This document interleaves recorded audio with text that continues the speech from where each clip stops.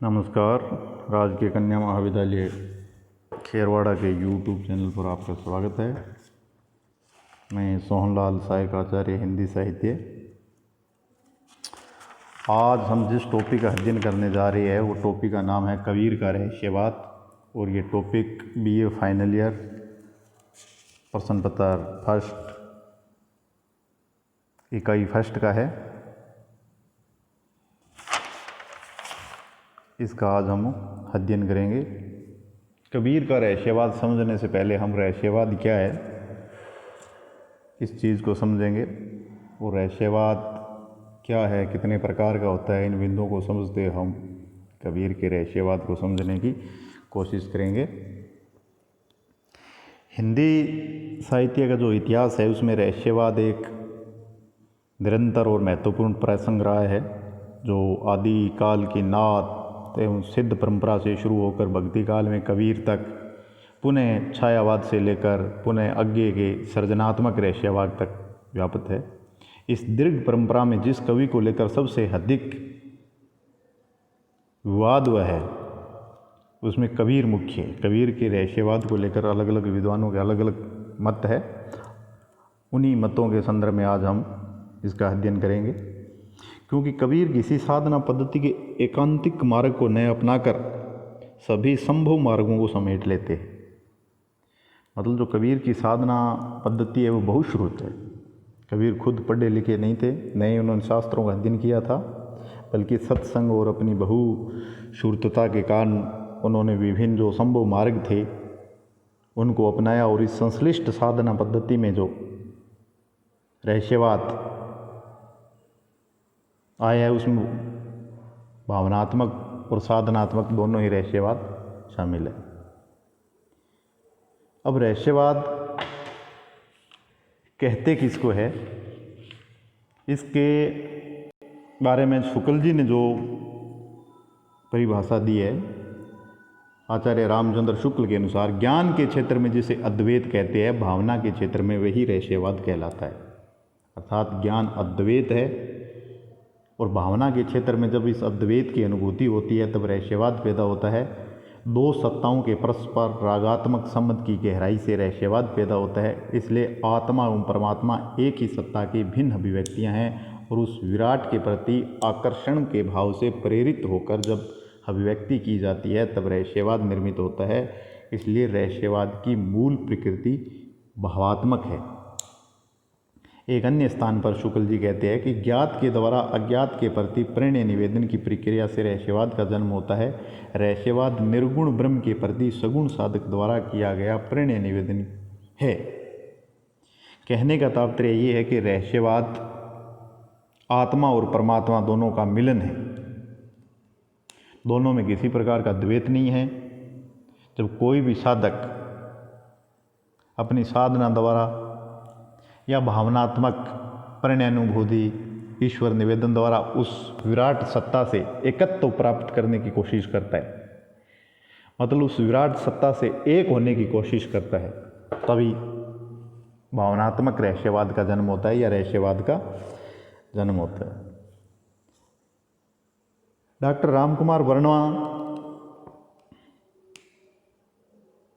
रामकुमार वर्मा का रहस्यवाद के बारे में कहना है कि रहस्यवाद जीवात्मा की अंतर्निहित प्रवृत्ति का प्रकाशन है, जिसमें वह दिव्य तथा अलौकिक शक्ति से अपना शांत एवं निश्चल संबंध जोड़ना चाहता है। जब यह संबंध यहाँ तक बढ़ जाता है कि दोनों में अंतर समाप्त हो जाता है, अर्थात रहस्यवाद में परमात्मा तथा जीव का विलीन हो जाता है।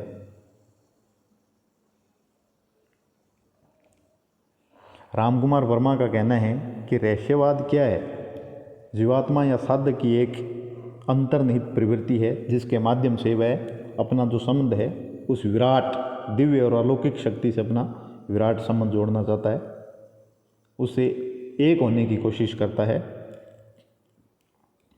और अंत में जब दोनों में अंतर समाप्त हो जाता है, अर्थात जब आत्मा परमात्मा से मिल जाती है,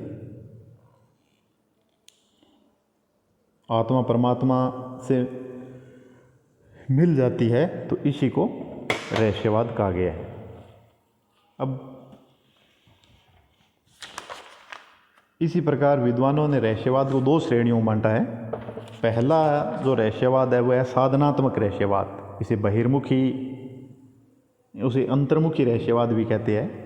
इसका उद्भव भारत में ही हुआ। पतंजलि के योग दर्शन में निहित साधना पद्धति को लेकर बौद्ध मार्गी नाथों और सिद्धों ने जो कुंडलिनी जागरण, षट चक्र भेदन, ईड़ा, पिंगला और सुषुम्ना नाड़ी का एकत्व करके कुंडलिनी को ऊर्ध्वमुखी कर कुंडलिनी का महाकुंडलिनी जो सहस्रार चक्र होता है उसे मिलन करा देना ही साधनात्मक रहस्यवाद है और इससे निर्वाण की प्राप्ति होती है, ये माना गया है। तो ये जो रहस्यवाद है इसको साधनात्मक रहस्यवाद कहा जाता है। इस रहस्यवाद में आत्मा को परमात्मा से मिलन कराने के लिए विभिन्न प्रकार की साधनाओं का प्रयोग किया जाता है जो अत्यंत कठिन है। और दूसरा है भावनात्मक रहस्यवाद, जिसे बहिर्मुखी रहस्यवाद भी कहते हैं। भावनात्मक रहस्यवाद के कुछ सीमित संकेत चाहे उपनिषदों में मिलते हो अद्वैत के माध्यम से, पर इसका वास्तविक विकास ईसाई, यहूदी और इस्लाम धर्मों में हुआ, क्योंकि इन धर्मों में ईश्वर न केवल अमूर्त है बल्कि उसके साथ प्रेम का संबंध तथा एकत्व की अनुभूति भी अस्वीकार्य है। इसलिए इन धर्मों में कुछ विद्रोही व्यक्तियों ने ईश्वर से प्रेम करने का संबंध व मार्ग अपनी चरम भावनात्मक अनुभूतियों के आधार पर तय किया, जिसे भावुकता की चरम स्थिति में मनुष्य तथा ईश्वर के संबंध में एकत्व की अनुभूति होती है।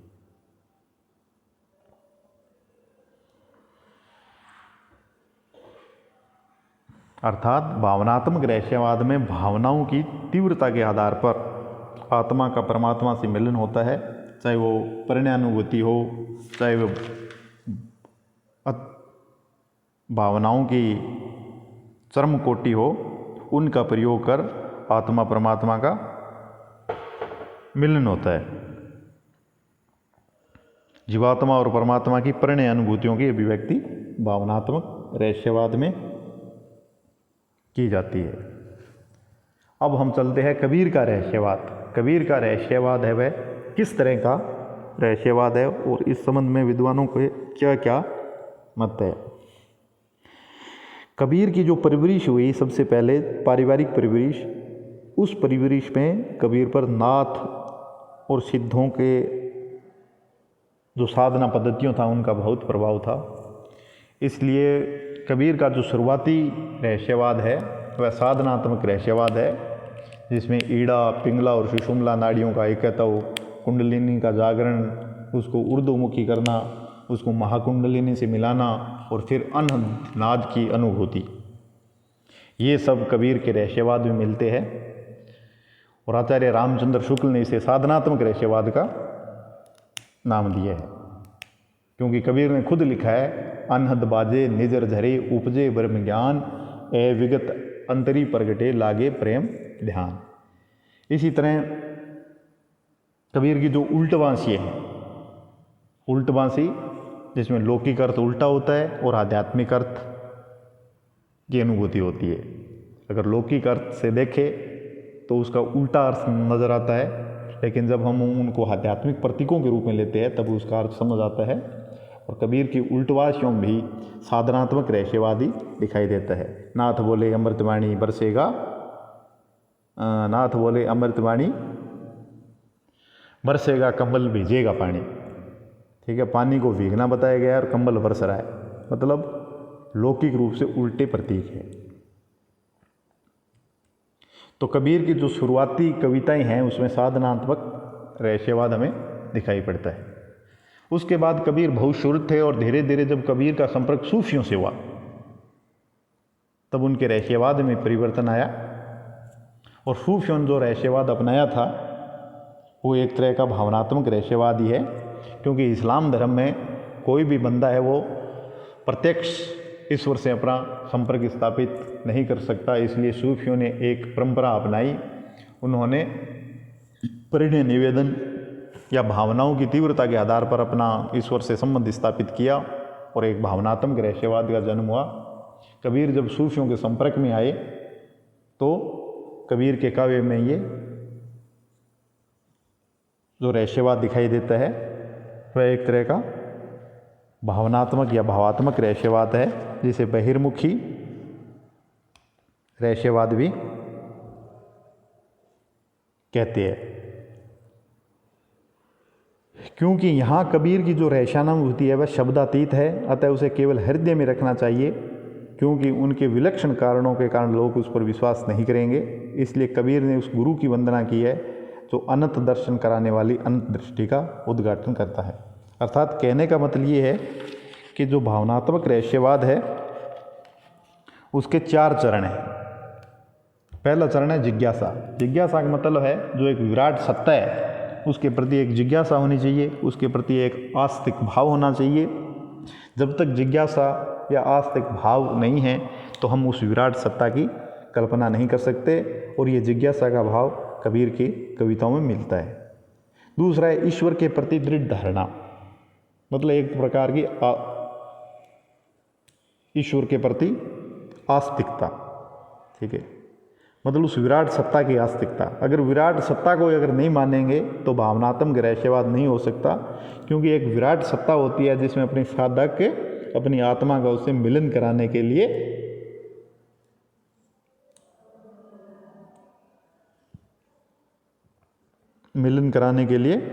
विरह की अवस्था का अनुभव करता है।